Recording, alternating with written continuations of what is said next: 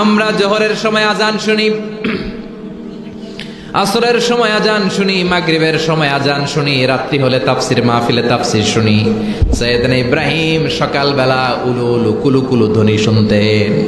মূর্তির সামনে দাঁড়িয়ে উলু ধ্বনি কুলু ধ্বনি আছে না নাই? উনি দেখতেন আশেপাশের লোকেরা গাছের পূজা করে, মাছের পূজা করে, সূর্যের পূজা করে, তারার পূজা করে। উনি দেখতেন যে গাছের পূজা করছে লোকজন। উনি তন্ময় হয়ে তাকিয়ে থাকতেন, লোকেরা গাছের পূজা করে কেন? কেন গাছের পূজা করে? উনি ভাবতেন যে গাছ কি আমার রব?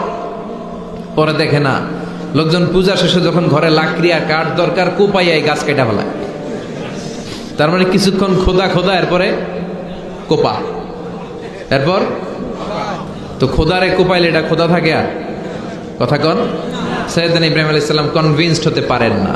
এরপর দেখলেন আগুনের পূজা চলছে। কিসের? সবাই মিলে আগুনের সামনে নমস্ত নমস্ত গায়। जो तो मिटाना चाहे जीवन का तृष्णा, सुबह शाम बोल बंदे कृष्णा कृष्णा कृष्णा। আগুনের সামনে যে গায়, উনি তাকিয়ে রইলেন, কিরে গায় কেন? আগুনই কি আমার খোদা? কারণ উনি জানতেন না ওনার রব কে।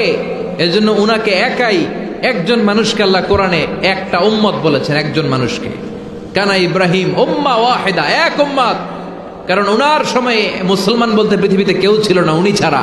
চোখে যা দেখা যায় সব কাফের, সব কাফের মিলে এক উম্মত, উনি একাই এক উম্মত। উনি দেখলেন লোকেরা আগুনের সামনে নমস্ত নমস্ত গায়, আগুনের পূজা করে, আগুনকে রব আর খোদা বলে ডাকে। আবার পূজা শেষ হলে আগুনের মধ্যে পানি ঢেলে দিলে খোদা আর নাই। আগুনে যদি পানি ঢেলে দেয়, আগুন অস্তিত্ব হারায় না? উনি আবার চিন্তায় পড়ে গেলেন, কিরে খোদা যদি এরকম অস্তিত্ব হারায় তা আমি যাবো কই? খোদার যদি এই দশা হয়, আমার হবে কি দশা? এটা তো ওনার মন মানে না। এরপর উনি দেখলেন মানুষগুলো মূর্তির পূজা করে। কিসের পূজা? মূর্তির সামনে দাঁড়িয়ে জয় জয় রাম সীতা রাম জয় জয়, আছে না নাই? ওম নমঃ ভগবতে বাসুদেবায়, বুদ্ধাং শরণং গচ্ছামি, ধম্মং শরণং গচ্ছামি, নির্বাণং পরমং সুখং নির্বাণং পরম শান্তি, ওম শান্তি। এরকম কিছু মন্ত্র আছে না ওনাদের? ওনারা সাজিয়ে নিয়েছে ওনাদের মতো। সাইয়েদনা ইব্রাহিম দেখলেন এরকম মন্ত্র পড়ে মূর্তির সামনে দাঁড়িয়ে। উনি নিজেকে বুঝাতে পারেন না, কিরে মূর্তির পূজা তারা কেন করে? এই মূর্তিগুলো তো দেখলাম সকালবেলা নিজেরাই বানাইছে, নিজেরা বানাইয়া ওইটারই খোদা করে ডাকে। খেয়াল করে উত্তর দেন। আমি মাটি আর কাদা নিয়ে, আমি মিজানুর রহমান আজহারি, আমি কাদার মাটি দিয়ে একটা মূর্তি বানালাম সুন্দর করে। মূর্তিটারে ডিজাইন করলাম, ফুল টুল দিয়ে সাজালাম। এরপর মূর্তির সামনে দাঁড়িয়ে বুদ্ধাং শরণং গচ্ছামি শুরু করে দিলাম। তো এই যে মূর্তিটারে আমি বানালাম আমার হাতে, এই মূর্তি আমার স্রষ্টা না, আমি মূর্তির স্রষ্টা। এটার বানাইছে কে? আমি। তো এটার খোদা কে? আমি। কথা বোঝেন নাই? সাইয়েদনা ইব্রাহিম উত্তর খুঁজে পায় না। যারা বানায় তারা আবার কেমন করে এর খোদা বলে ডাকে। উনি মিলাতে পারেন না। উনি ওয়ালাইকুম আসসালাম রাহমাতুল্লাহ, উনি মিলাতে পারেন না। উনি বললেন, হায় হায়, ঘটনাটা কি? এরকম হচ্ছে কেন? সাইয়েদনা ইব্রাহিম কোনোভাবেই নিজেকে বোঝাতে পারেন না, আমি এটারে বানালাম, আবার আমি কেন এটার পূজা করি? কোনোভাবে নিজের প্রশ্নের উত্তর খুঁজে পায় না। তো উনি নিজেকে বুঝাতে পারেন না, কিরে আমি বানাইলাম, আমি এটার খোদা না মূর্তি আমার খোদা? আমি মূর্তির কথা কয় না, আমি মূর্তির। তা আমি যদি মূর্তির খোদা হই, আমি এটার কাছে চাবো কেন? এটাই না চাবে আমার কাছে। কথা বলেন, মাথায় ধরে না। এরপর সাইয়েদনা ইব্রাহিম দেখলেন কিছু লোক গরুর পূজা করে। কিসের পূজা? আবার যখন গোশত খাওয়ার দরকার হয় ওই খোদারে জবাই করে। আবার জুতার দরকার হলে এই খোদার গায়ের চামড়া দিয়ে জুতা বানায়। কথা বলেন। অনেক হিন্দু ভাইরাও আমাদের আলোচনা শুনেন। আমি তাদেরকে রিথিঙ্ক, বিনয়ের সাথে, প্রত্যেকের ধর্ম স্বাধীনভাবে পালন করার অধিকার আছে, তবে রিথিঙ্ক, রিকনসিডার করা যেতে পারে। আপনি ভাবেন, আওয়াজ করে বড় লেখার ভাইরা উত্তর দেন তো, আমাদের হিন্দু ভাইয়েরা কি গরুর চামড়া দিয়ে বানানো জুতা পড়ে না? তাহলে খোদার গায়ের চামড়া দিয়ে জুতা বানাইছে। বেয়াদবি হয়ে গেছে না অনেক। সাইয়েদনা ইব্রাহিমের মাথায় ধরে না, লজিক্যালি মিলাতে পারেন না। আবার রাত্রিবেলায় তিনি দেখলেন আকাশের ধ্রুব তারা। فلما جن عليه الليل رأى كوكبا قال هذا ربي فلما أفل قال إني لا أحب الآفلين। রাতে যখন তারা দেখলেন ভাবলেন সবাই তারার পূজা করে, তাহলে তারাই আমার খোদা, তারাই আমার রব। আবার তারা যখন অস্তমিত হয়ে যায় তিনি বিপদে পড়ে যায়।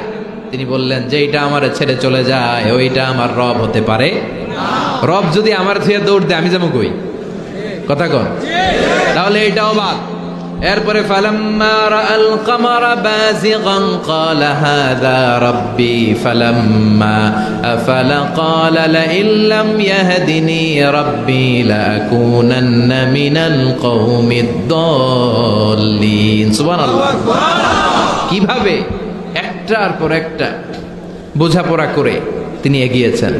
এরপরে যখন পূর্ণিমার চাঁদ দেখলেন ওইটা আরো উজ্জ্বল, আরো জ্বলে, আরো চমৎকার। ওইটা দেখে উনি ভাবলেন তাহলে মনে হয় এটাই আমার রব। আবার চাঁদও যখন অস্তমিত হয়ে যায় তিনি বললেন আমার রব যদি আমারে পথ না দেখায় আমি পথ খুঁজে পাবো? আমি যদি কোনোদিন পথ ভুলে যাই হাতছানি দিয়ে কাছে নিও, মমতার বন্ধনে আমায় বেঁধে সব ভুল ক্ষমা করে দিও। পড়েন আমিন। চাঁদকেও বাদ দিলেন। এবার সকালে উঠল সূর্য। ফালাম্মা রাআশ শামসা বাযিগাতান ক্বালা হাযা রাব্বি হাযা আকবার ফালাম্মা আফালাত ক্বালা ইয়া কওমি ইন্নী বারীউম মিম্মা তুশরিকুন। পড়েন ইন্নী وجهت وجهي للذي فطر السماوات والأرض حنيفا وما أنا من المشركين। سبحان الله। পড়ে এবার সকালবেলা পূব আকাশে যখন জলে সূর্যটা উঠলো তিনি বললেন তাহলে এটা আমার রব, কারণ এটা সবচেয়ে বড়, ঠিক কিনা? আবার বিকেল বেলা পশ্চিম আকাশে গোধূলি লগ্নে যখন সূর্যটা ডুবে যায় তিনি বললেন যেটা ডুবে যায় এটা আমার রব হতে পারে না।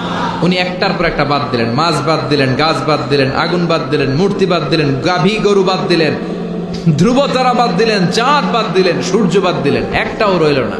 তখন উনি মিলালেন যে মহাবিশ্বের দিকে এত সুন্দর সিস্টেমেটিক অর্ডারে এই পৃথিবীটা চলে, it proves that someone is controlling everything in the world.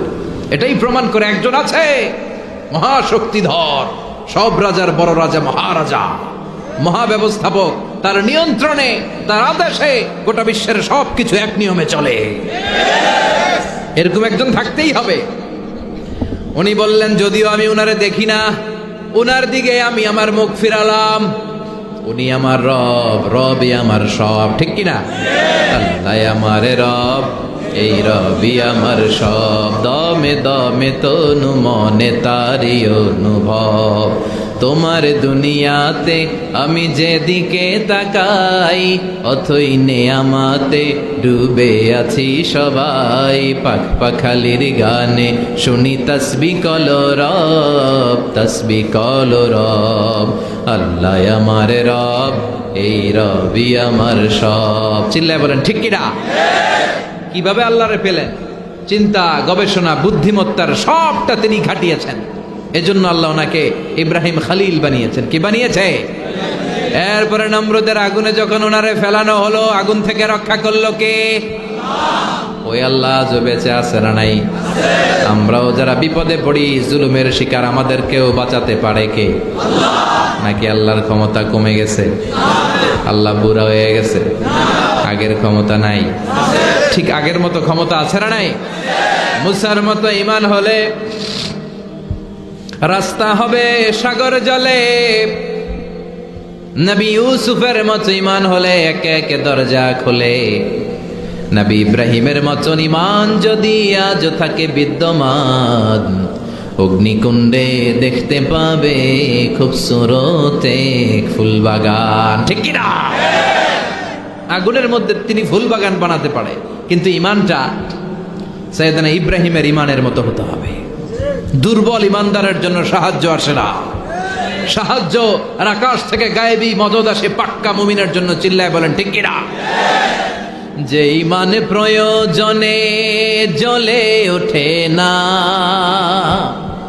যে ইমান সত্যের কথা বলে না, যে ইমান প্রয়োজনে জ্বলে ওঠে না, যে ইমান সত্যের কথা বলে না, যে ইমান বাস্তবে নাই মুখে শুধু ফাঁকা বলি, কি করে তারে বলো ইমান বলি, কি করে তারে বলো ইমান বলি, কি করে তারে বলো ইমান বলি। ঠিক কি না? মুনাফিকের সব আলামত নিজের মধ্যে আর দাবি করে মুমিন, সে মুমিন নয়। চিল্লায় বলেন ঠিক কি না? যে ইমান দিন কায়েমের আন্দোলনের ধার ধারে না, যে ইমান লেবাসধারী কোরআন হাদিস তাও পড়ে না, যে ইমান খাজার নামে মাজার গড়ে ফুলুস কামায়। আছে না নাই? যে ইমান শিরকিয়াতের আমল করে ভীত না হয়, যে ইমান ইমানে ভুলে নাস্তিকতার মঞ্চে ওঠে। আছে না নাই? ইমান বিক্রি করে দেয়, নেফাকির ঝান্ডা হাতে নেয়, এরকম গাদ্দার মুনাফিক দেশে আছে না নাই? যে ইমান ইমানে ভুলে নাস্তিকতার মঞ্চে ওঠে, যে ইমান বাতিল মতের দোসর হয়ে ফায়দা লুটে, যে ইমান শুধুই কেবল খায় দায় আনন্দ করে, যে ইমান দেখে না যে ফিলিস্তিনে ভাইরা মরে, যে ইমান ময়দানে নাই মুখে শুধু ফাঁকা বলি, কি করে তারে বলো ইমান বলি, কি করে তারে বলো ইমান বলি, কি করে তারে বলো ইমান বলি। ঠিক কি না? ইমান হতে হবে পাকা ইমান, ইমান হতে হবে ইমানের মতো ইমান, যে ইমান প্রয়োজনে জ্বলে উঠবে ইমানের বলে। চিল্লায় বলেন ঠিক কি না? সাইয়েদনা ইব্রাহিম আলাইহিস সালামের ইমানটা ছিল এমন ইমান, এজন্য রব্বুল আলামিন বললেন, ও দুনিয়ার বিশ্বাসীরা, তোমাদের জন্য সাইয়েদনা ইব্রাহিমকে আমি মডেল বানিয়ে দিলাম।